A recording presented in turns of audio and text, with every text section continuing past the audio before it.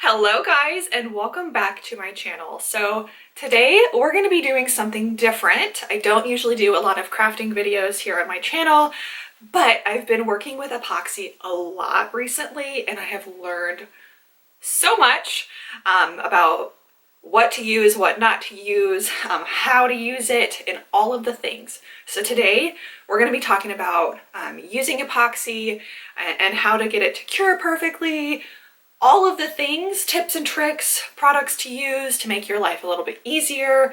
Let's go ahead and get started. If you like this video, give me a thumbs up, hit that subscribe button to let me know. Like I said, I don't do a lot of crafting videos here on my channel, but this has been a big part of my life recently, and I just, this is what I like right now, so I want to share it with everyone. Okay, so let's start off with the basics.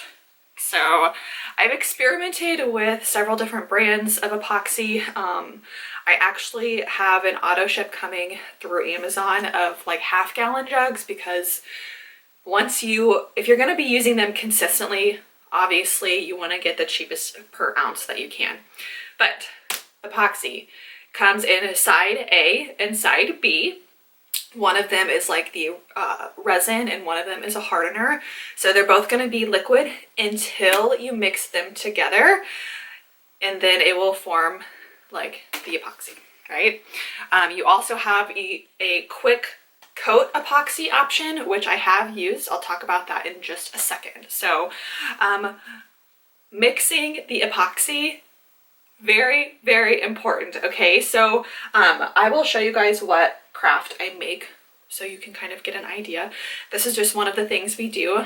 These are coasters. You can see the shine there. So these both are finished products. Hopefully you can see that shine.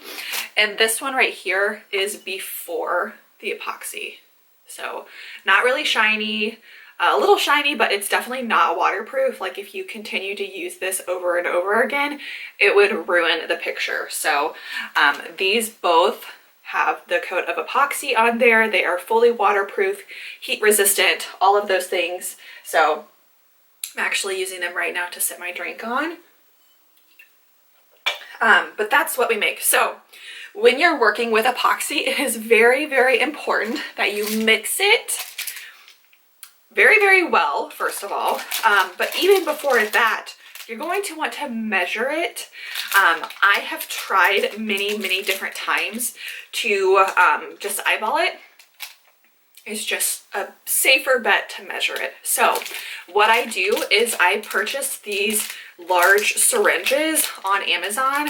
I think it was like a 6 or 8 pack. Really cheap. I've actually been using the same two for like several weeks now. I just kind of leave them in their little jar. This is just a large syringe. It's a 20 ml syringe. That way I can just, what I do is I'll dump side A in a plastic cup and then side B in a plastic cup. And then I'll have a syringe for each one of those. Suck up 20 mils or however much you want. And then once I have 20 mils-ish of each of them, I will pour it into my glass cup here. I don't use this cup to measure, but it is a glass cup, which you either want to use like glass or silicone or like plastic when you're working with epoxy.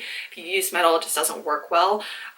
Silicone's probably the best option because you can it can get hot, it can get cold, and the epoxy, once it's cured, will just peel out of it, versus this glass cup, it's just gonna be coated on there forever. But that's fine. This was like $3, so this is what I use. I'll dump both syringes in here and then mix it really well. So basically just use popsicle sticks to mix it. You could also use like a silicone thing. I could mix it with my silicone spatula here. I don't know, for some reason I just like to use the popsicle sticks. Really, really inexpensive. These are the jumbo ones. I like the jumbo ones better than the regular ones. Mix it, mix it, mix it really, really well. You will start to get bubbles. That's okay. We're going to talk about that in a second. You really want to stir like deep and make sure you get all around all of the edges. Getting a really good mix is key to having a good curing epoxy, okay? So we're gonna mix it really, really well, really well, and then you should be good to pour it on your project. So when you're working with epoxy, it's important that it is warm. It will not cure properly, or it will take a really long time to cure if it's a cold environment. Most of the epoxies will say on the container 75 degrees is best. So what I do is I set my thermostat at my house at like 69, and then we have a small space heater that I will kick on in one of the rooms, kind of directed at my workstation. Do that for like an hour prior to me working with the epoxy so it gets nice and warm and toasty in there, and then I will leave that on the entire time the epoxy is curing. So definitely make sure your environment is warm. That is a huge factor when working with epoxy. Okay, so like I said earlier, you have the clear cast epoxy. You also have a quick coat epoxy, which it just cures a little bit faster. I prefer to work with the regular epoxy because this is advertised to cure faster, which it does. It definitely does. It's more expensive. It's almost double the price, I've noticed. So this is like $40 for this set right here, and then this set over here is $25. So does cure quicker, but that also gives you less time to work with it. So it will start to get tacky. It will start to kind of get sticky and harden a little bit, maybe even while you're working with it. So you don't have much time at all if you're working on a project that is very intricate or very, you know, specific in what you are doing with it. This will start to cure maybe while you're working with it. So I actually don't want to use these anymore. I've almost used these entire bottles, so we're done with these for now. Probably won't ever purchase those again. That's okay.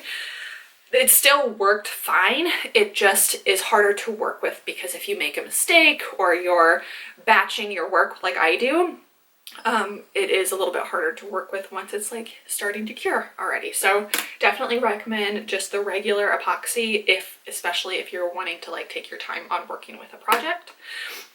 Next thing, you are going to want to work with silicone tools. So I actually had this in our kitchen. It's just a silicone spatula, and it's so fun to me. When the epoxy is completely dried, it will just peel off silicone. So if you are working with epoxy, you want to make sure that you use mostly silicone tools, just because that way you can continue to reuse and reuse. I also have a couple of silicone mats that I use. That way the epoxy just kind of peels off. Also, you do want to think about if your project is going to have any drippage over the sides. So for example, our coasters that we make here, I set them up on a plastic cup.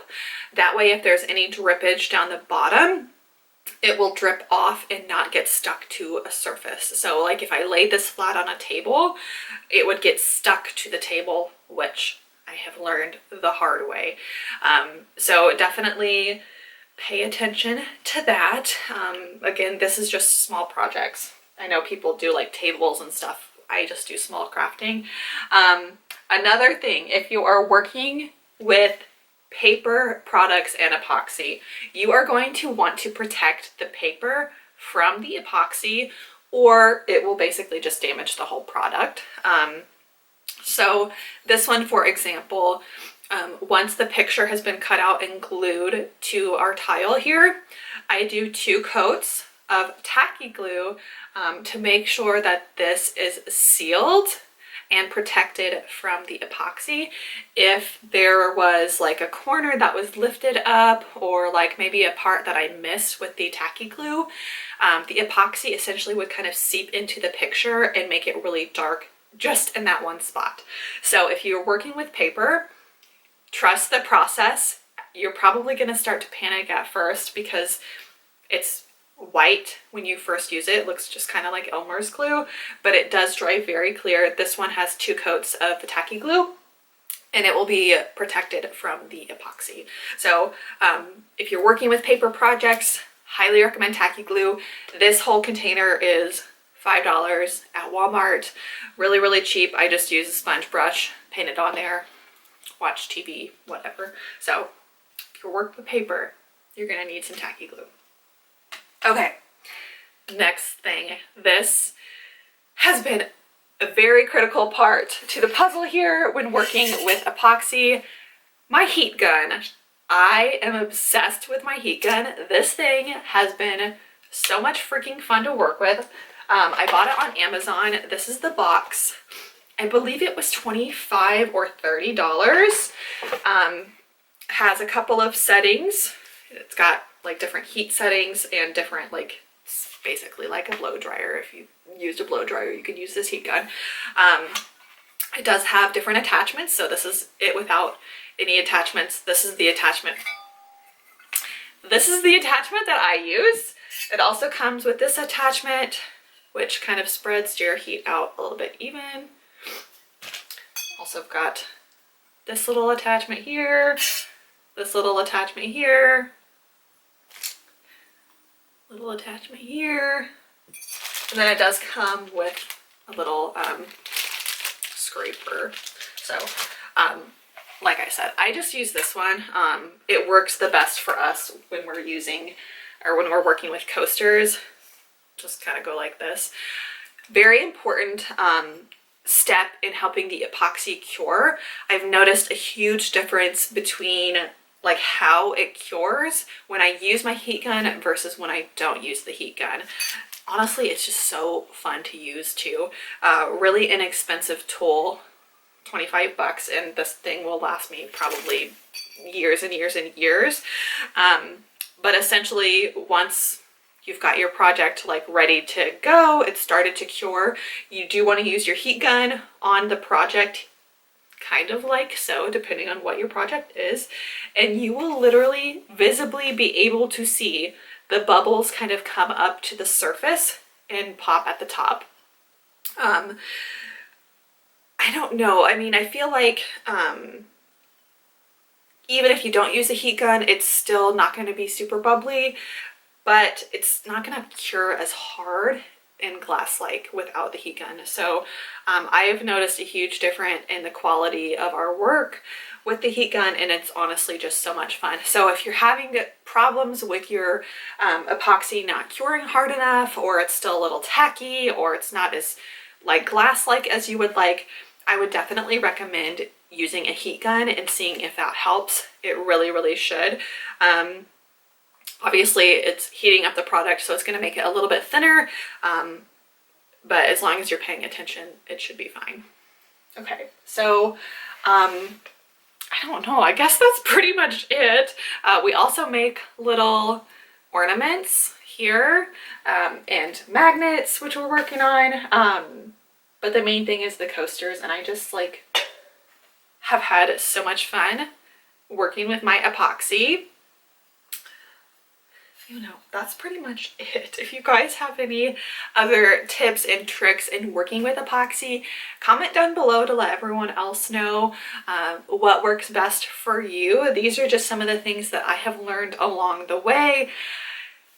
Key things: make sure you mix it well and make sure it's a warm environment. Everything else is kind of, I feel like, personal preference, but you have to make sure you mix it well, and you have to make sure it's in a warm environment or it will not cure properly. That is it for today's video. I know this is kind of random, but like I said, I've been working with my coasters a lot recently. We've got our small business up and running, and I've been doing that like every day on the side. So it's just been so much fun, and I'm just having a blast. So I hope this video was helpful to somebody. If it was, give me a thumbs up, hit that subscribe button, and I will see you guys in the next one. Bye.